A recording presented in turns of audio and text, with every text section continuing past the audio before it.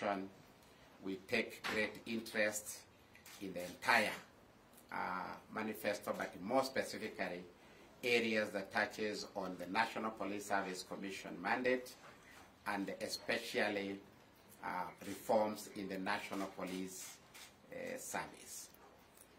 And we want to just reflect and say that among the many sectors of government, the National Police Service Commission has seen the great commitment and the demonstrable actions and initiatives of programs under the leadership of His Excellency, the President, Honorable Dr. William Samoei Ruto, and Commander-in-Chief of our Defense Forces, which the Commission takes cognizant, and we really appreciate this effort.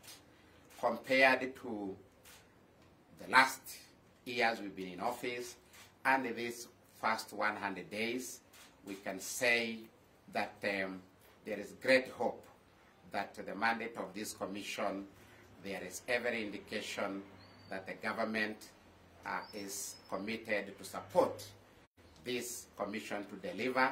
As you are aware, this is one of the Chapter 15 independent commission, and we have a mandate to deliver. One of the areas that gives us a lot of appreciation is the establishment of the National Task Force on Police Reforms, specifically to look at terms and conditions of service for police officers and Kenya police officers, and also other reforms that have been outlined in the programs of the National Police Service and also Kenya Prison Service. We have a mandate on the terms and condition of service for police officers. The first item on your first day of employment is the employer gives you terms and conditions. The first thing he states on that, terms and conditions, is things to do with your basic pay, things to do with your allowances, items to do with housing, items to do with insurance, matters to do with your welfare, work environment, psychosocial support, and other related matters that makes an employee get clearly what terms and conditions he has been hired. This task force, we are in place that the big part of its mandate is to look into this area. We are looking forward to the outcome of this task force, and we are hopeful that there are three areas, many areas that we have highlighted will be looked into, and the police officers will be able to get a better improvement of their terms and conditions moving forward.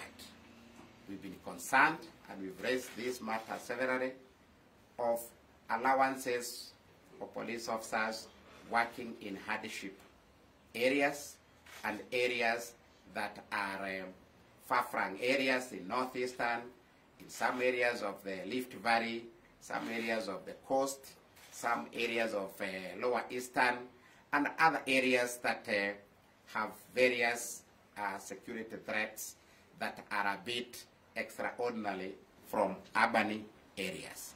We're sure that this is the time for police officers to come out and to be able to air the issues that are really affecting them in these areas, and the task force will be able to reason to them and will be able to take into consideration all these matters. The other area that we think the national government under the leadership of the President has performed very well is on the area of the promise to reduce youth unemployment or jobless youth. You're aware many youths are hustling with life, trying to make the ends meet, and most of them have no job to earn them a living. Last week, you saw the National Police Service in 3 pass-out parades consecutively. The first one was at the National Police Service College at Kiganjo on Tuesday. The second one was at the National Police Service Administration Police College at Embakasi, Campus A, and the third one was at the National Police Service College, General Service Unit Training College at Embakasi, Campus B. What this implied is that the national government, under the leadership of His Excellency the President, gave 5,867 jobs or new appointment of jobs for the youth on permanent and pensionable terms. This number goes ahead to reduce the number of unemployed youth in this country. As a commission, we appreciate the government for this, and as we executed our mandate, which includes recruitment, appointment, and confirmation of appointments, it's good to say here that we have already, as a commission, appointed these police officers into their jobs, and we look forward that in the next 6 months, these police officers will maintain good discipline, will maintain good performance, so that they can be brought back here for confirmation of their appointments, so that they can be permanently and pensionably employed by the government.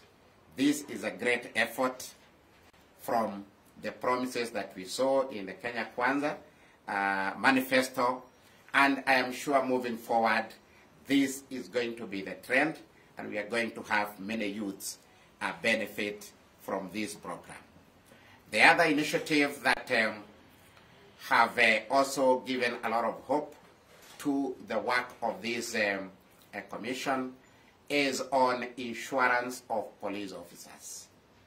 One of the terms and conditions of service that we give during employment is to clearly tell an employee how that officer and his family, all her family, immediate nuclear family, are insured.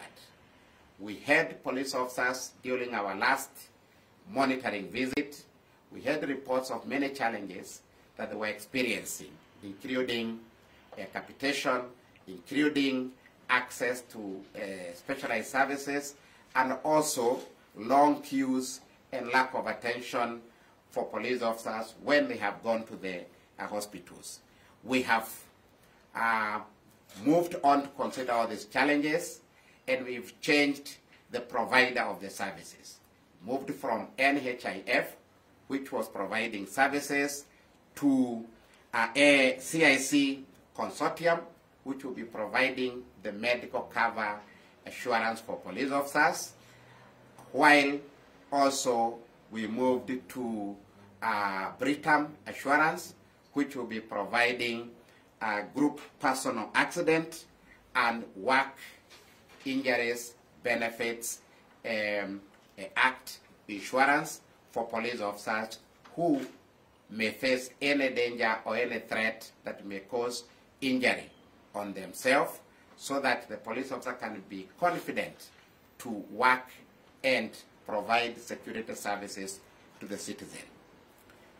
These are new changes that just happened this month, and the process of registration for police officers digitally is ongoing.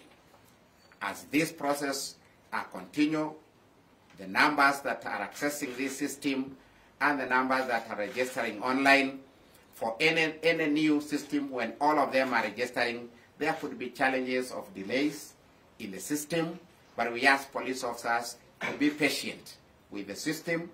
There are times when, because it is using the network, it is using the internet to go into the system, there are times when the system is low, because all the 107 police officers are registering.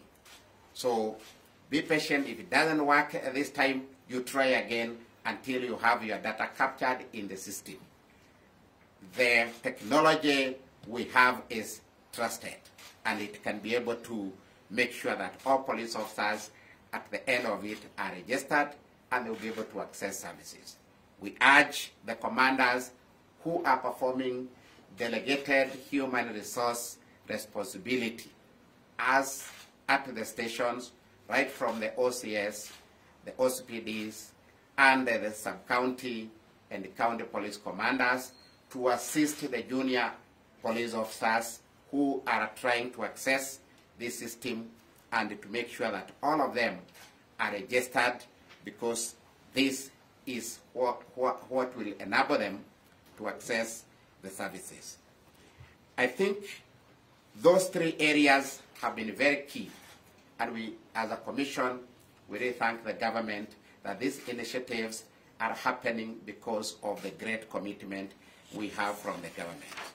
Finally, we, as a commission, we are made up of 9 commissioners, and all of them are appointed by His Excellency the President.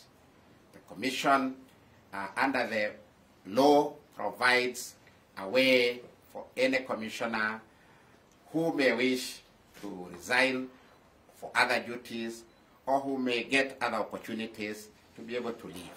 It's good to inform you that the commissioners, the 9 commissioners, are made up of, as stipulated in Article 246, 2A, B, C. You'll find the list of all the commissioners there. And there are 9. 1 is a person qualified to be a High Court judge. 2 is 2 retired police officers. 3 persons who have served the public with distinction. Then we have Commissioner IG, Commissioner DIG KPS, Commissioner DIG APS. Total to make 9. On 7th November, a commissioner who has been holding the position of a commissioner qualified to hold a position as a High Court judge did tender his resignation voluntarily to take up other national assignment in the government. That left the commission with a deficit of 1 commissioner, and as the law provides, the chairperson is required to immediately inform and communicate to His Excellency the President through a writing, and I did exactly do the same, and His Excellency the President, after receiving this communication, is required by the law to appoint a selection panel to pick a replacement of the commissioner who have resigned. On 13th January 2023, the selection panel was appointed via Gazette notice, and this selection panel has already started the process of replacing or selecting a nominee to replace the commissioner who resigned. All the other commissioners until this morning, I have no communication that anyone has not reported on duty, so all the other 8 commissioners are on duty, and we look forward to this selection panel to move with speed so that they can be able to send the appropriate nominees to His Excellency the President, and the President will pick a commissioner for us and deploy to this commission so that the commission can function normally as required by the law. We look at these 4 major initiatives as a great expression of the national government commitment to support National Police Service Commission as one of the Chapter 15 commissions and independent offices, and we look forward to many more initiatives as outlined in the Kenya Kwanza Manifesto that will take police reforms forward. It is a commitment of this commission and the government that no reform initiative will be wound backward, because there are many reforms in many reports of the government that were meant to happen in the National Police Service, and we are committed as a commission to support new reform areas moving forward until we ensure that we have a dignified National Police Service and professional police officers who deliver services to the citizens as expected by the citizens. We know there are many areas that officers would want to air for change. I've heard about police uniforms, some dissatisfaction from quarters. This is a time to come out and say what you feel as police officers about your uniform. I've heard also from other quarters that the policy on integration and decent housing for police officers and integrating them with the community, there are some areas that it did not work because police officers may be required on duty with a short notice. Also for safety of police officers when they are staying in some areas with the communities. All these issues that you've raised with the commission, this is a time to raise them with the task force so that they can be recorded, and the task force will evaluate every matter on its merit, and they will make recommendations for us to move in forward. There are many other areas the police officers have also raised, issues of working environment, issues of also working tools and equipment, all these areas that are operational in nature that are required to improve your capability in performance, your mobility, and also your welfare. The issue of psychosocial support, the issue of counseling, the issue of officers who are depressed, and other human resource practices that you feel need improvement. This is the time to raise all these matters so that we can be able to take them forward and they can be taken into account when the task force is finalizing its report. I think these are the matters we've observed in the last 100 days. For us at the National Police Service Commission is to say that we are at the peak of making sure that everything happens as planned, and we will do our best to make our contribution in that. Thank you. Can we end it there?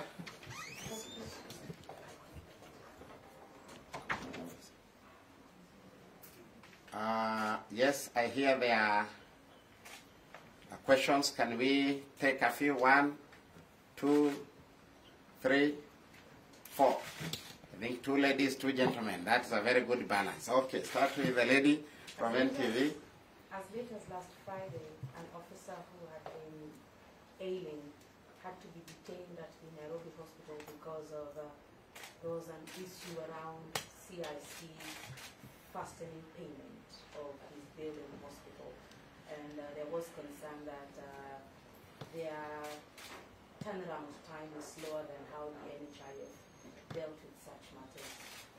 Can you speak to the matter where some officers are complaining that the insurance provider is a bit slow in terms of making payments when they are in need? Thank you. Can I take another one? What's the latest on police constables' salaries? Sorry? The latest on the issue of police constables' salaries. Salaries.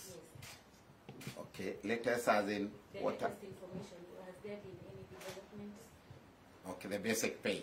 Yes. Okay. Good. Can I take this one first? I think I mentioned about the insurance as one of the items in the terms and conditions of service. And I said we are in a transition. The former service provider, we have been with them for the last 3 to 4 years. This new service provider is actually had 3 weeks because we just got them this January. I think it's good to be fair when we are comparing performance. of one who has been there 3-4 years in terms of picking up systems and working, and this one who have been there just for 3 weeks. I said that the system and the process of registration is ongoing, and we are dealing with the bulk data here of 107,000 police officers plus closer to 3,000 civilian staff. This makes about 110,000. If you add about 36 or so thousand Kenya police on service, you find that the number is almost closer to 150,000. So I would call these systemic startup problems or challenges that will be sorted with time and as soon as possible. What I would want to urge the service provider is, before this National Police Service Commission moves out to do the monitoring, because it's still early for us to go to the field, but we have already such cases that we are receiving, fast track the system so that they can work and serve police officers immediately. For the one officer that you have cited, I don't have the specific detail of which officer, but I'm sure that if it is a serious matter, the Inspector General and the Deputy Inspector General for the respective service where that officer comes from are appraised of the matter, and if they required other different intervention, that action will be taken. At the end, no officer should be left unattended, even if we have the startup problems. On the issue of basic pay for the police constable and what is the latest development, we still have the basic pay as a baseline as the National Task Force takes up the reforms. It is one of the items that the task force will reason to the officers and be able to compare this across other security agencies in the sector and be able to determine what is the best level of the pay for a police constable, which previously we had worked together with SRC to ensure that police constable entry point is not as the same as equivalent in the public service. I hope you are aware that police constable are paid a little bit higher than equivalent civilian in the public service. So there is no change on that until we have this report of the National Task Force that is working on that. Yeah? My name is Bernard Gito from Midimam. If you don't mind, maybe you can tell us what is the minimum pay of a police officer? Who is earning the least, and maybe so that maybe in terms of the task force when it's come, maybe Kenyan can be able to understand maybe the lowest amount of police officer gets. Then there was some information, I don't know how true it is, that there was a police helicopter which has been assigned to a different government agency, hence grounding, the surveillance, and the other operation. I don't know how true it is. Maybe you can tell. The minimum pay, that is the entry pay for a police constable,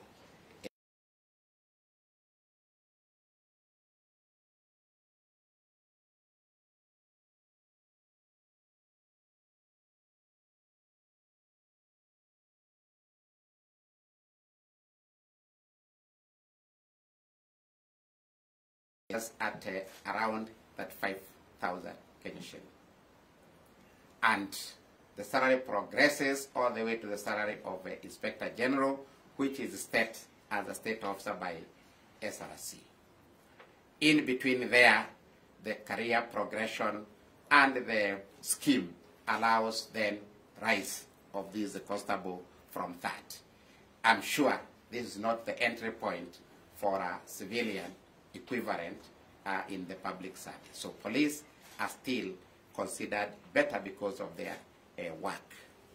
On the air wing and the reforms that are happening at the air wing, I may not comment on police operations of the helicopters and other equipment that are in the command of the Inspector General. Let the Inspector General respond to that, but I also know that there are various other reforms that are ongoing in the National Police Service Air Wing, and this will be accounted together as we see the report of the task force. So for now, the status of that item of the actual operations of where the helicopters are and what they are doing, that is the responsibility of the Inspector General. Yes, Yeah. Concern to the resignation of the commissioner, does this affect the operations of the commission? And also, what is the stipulated time frame to have the president appoint another commissioner to join the commission? The commissioner who resigned, Commissioner Naftari Rono, was heading a committee of the commission on appeals, policy and legal affairs, and since his resignation, the chair has appointed, I've already appointed another commissioner to act as the head of that committee so that operations and the work of that committee is not deterred. So to that extent, it has not deterred. But in the formation of a full commission, their requirements and how quorum are constituted, yes, on that one area, we have a challenge, but we are sure that it is a short-term challenge, and the commission has a leeway on critical matters to the commissioner's powers to do some co-option, whether temporary or for long term, to fulfill a certain function of the commission. So we've not been affected by that, but in the long term, if we stay without that commissioner, we could be affected. Yeah? I wanted you to talk briefly on salary stoppage. We go and confirm. You have information that close to 2,000 officers got their salary stopped, either to deserted duty, prolonged sickness, or some have refused to proceed on transfer. Would you kindly comment a bit on that? Are there situations whereby the salary can be stopped because an officer has been sick for too long? Madam Vice Chair. Madam Vice Chair here can comment on that, because she heads a committee on recruitment, appointments, and welfare, and the matters of appointments, secondment, interdictions, and other matters fall in under that. Madam Vice Chair, you can take up that. Yeah, thank you very much, Dr. Alice Otwala. As the chair has said, you have clarified there are different matters where an officer's salary can be stopped, and you are very right. When you desert duty, that is a disciplinary matter, and by HR standards, there are regulations that regulate that may actually end up in stoppage of salary until you surface, because you cannot be paid when you are not on duty. But when you are sick, we have not had situations where officer salary is stopped because the officer is unwell. There are also very clear specification on the way that you treat a sick officer. So those are different things. One is disciplinary, the other one is a welfare matter. And there's no time a sick officer's salary has been stopped. That's answered, Nagila. Okay. Okay. Any other question, or we close it at that? Yes? Okay. Yeah, so I think we have been able to have a very good conversation, and I want to say that the Commission will continue with this partnership with the media. Occasionally, as CEO, let's have our media breakfast, our interaction with the media, so that you are able to get the correct information, and you're also able to report accurately on what is happening at the National Police Service Commission. Thank you very much.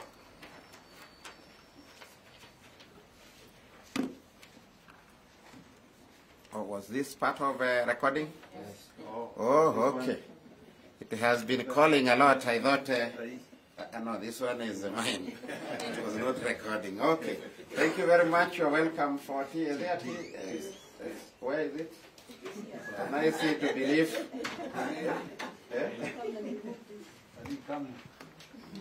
No, I may welcome people when there is no. Okay. That I have confirmed there is tea. Lead our friends to have some tea. Thank you. Okay.